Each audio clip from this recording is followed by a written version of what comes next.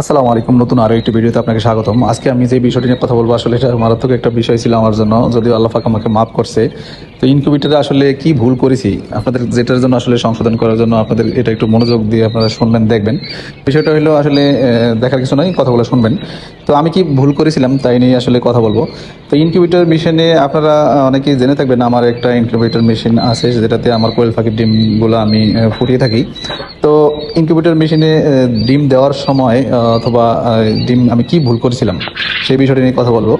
তো বিষয়টা যেটা আমি করেছিলাম সেটা হলো, আমার এখানে আমার যেই মেশিনটার কথা বলি আগে, এই মেশিনটা হলো আপনার 900 ডিমের একটা মেশিন। হ্যাসার সেটার এবং হ্যাসার মিলিয়ে 900 ডিমের একটা মেশিন। তার মধ্যে দুইটা সেলফের মধ্যে আপনার মানে 100 করে তিনটা ইয়ে থাকে।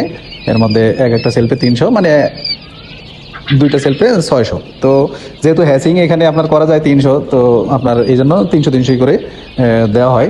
এক সপ্তাহ পর পর আপনার মনে করেন এই ডিমগুলো আমি দিই।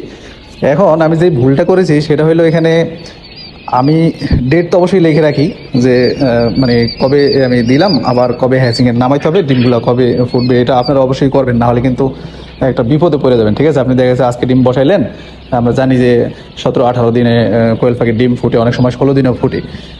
তো এই ডেটটা যদি আপনারা না মানে মনে রাখেন কিংবা লিখে না রাখেন, মনে রাখা না, আসলে লিখে রাখতে হবে। লিখে রাখলে আজকে ডিম বসাইলেন, আজকে অমুক তারিখ গিয়ে ডিমগুলো ফুটবে, তাহলে আপনি কি করতে পারবেন, বোর্ডিং সেট করতে পারবেন, মানে বুড়া রেডি করতে পারবেন, তারপরে আবার মানে কাছাকাছি থাকতে পারবেন। কারণ যেহেতু আমার অটো ইনকিউবেটর, এই জন্য আপনার এই অত কাছাকাছি থাকা লাগে না, সারাদিনে একবার একটু পানি দিলেই হয়। তাও আবার উপরেই, তো আপনারা জানেন অটো ইনকিউবেটরের উপরেই থাকে পানির পাত্রটা, ওটাই সব কিছু মেনটেন করে নেয়, এছাড়া আর কোনো কাজ থাকে না। ঠিক আছে, তো এই জন্য কোনো সমস্যা হয় না। তো আমার যে ভুলটা হয়েছে, আমি ডেট সব লিখে রাখছি, কোনো সমস্যা নাই, হ্যাসিংও ঠিক মতো নামাইছি, কিন্তুটা কোথায় হয়েছে, কিন্তুটা হইলো যেই সেলফের ডিমগুলো নামানোর কথা, মানে যেহেতু বারে দেওয়া হয় এক সপ্তাহ পর পর, ধরেন আজকে যেই ডিমগুলো দিয়েছি, আবার এক সপ্তাহ পরে আরেক সেলফে ডিম দিয়েছি। তো যেই সেলফের ডিমগুলো নামানোর কথা ছিল, ওই সেলফের ডিমগুলো না নামিয়ে, মানে ধরেন উপরের সেলফটার নামানোর কথা ছিল কিন্তু নিচের সেলফটা, ধরেন এখানে উপরের সেলফটার ডিমগুলো নামানোর কথা ছিল, কিন্তু আমি নামাইছি নিচের সেলফের ডিমগুলা। আমি তো সব তারিখ দিয়ে রাখছি, সব ঠিক রাখছি, কিন্তু এখানে কোন সেলফে কোন ডিমগুলো বসাইলাম এই জিনিসটা আমি খেয়াল করি না। তা আপনারা এই বিষয়টা আসলে খেয়াল করবেন যে ডিমের সাথে সাথে, মানে ডেটের সাথে সাথে আপনারা কোন সেলফে, উপরের সেলফে না নিচের সেলফে, আপনার যে কটাই সেলফ থাক সেলফের নাম্বার দিয়ে রাখবেন।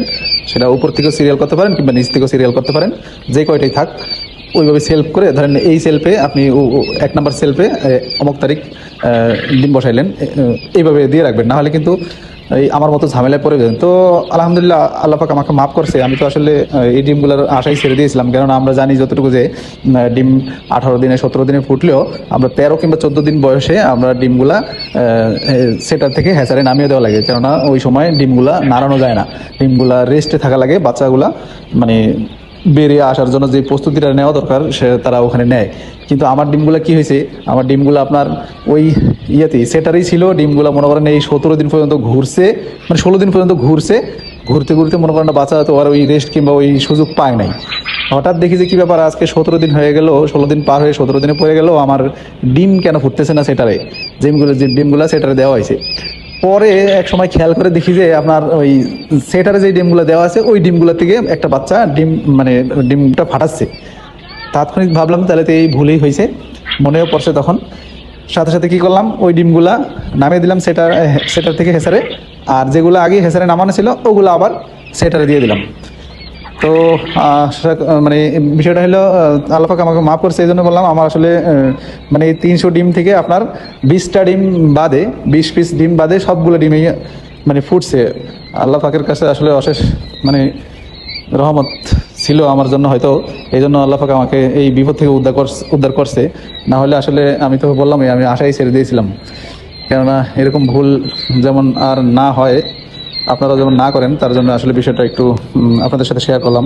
সবাই ভালো থাকবেন। আসসালামু আলাইকুম।